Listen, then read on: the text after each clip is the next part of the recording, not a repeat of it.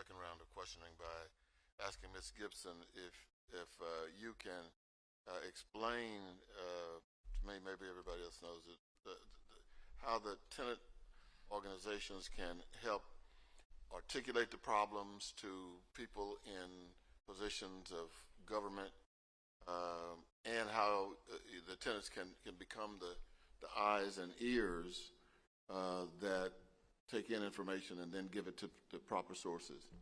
Thank you, Mr. Chairman, for the question. So first, the tenant and tenant leaders and organizations on the ground are credible messengers. They have the ability to connect and communicate with many of the residents. Oftentimes, they have a continuity of relationships. And what we've learned in the days of Twin Parks is that there are credible messengers on the ground.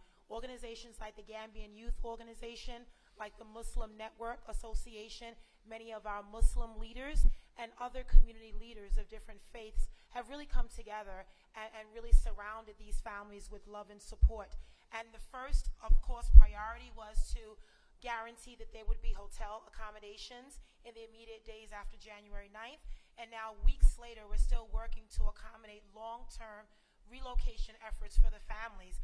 But what we've also learned, and what you typically will learn in the events of these types of tragedies, there are many families in our city and in our state that are doubled and tripled up. You have many families with multiple children, large families that are living in apartments that are not conducive to their household size. So what we've been able to do on the ground with organizations like Bronx Works and CVR is a lot of intensive case management, understanding the household needs, household size, household incomes. This is a working class family in this building where many of the families had working income, and so many of them need to be accommodated as well. So working with a lot of our tenant organizations like GYO and others, we've been able to understand a lot of the very unique needs of many of these families, immigrant families that come from so many different places, parts of West Africa, the African American and the Latino community. We've been able to really navigate and help understand what they're going through every day.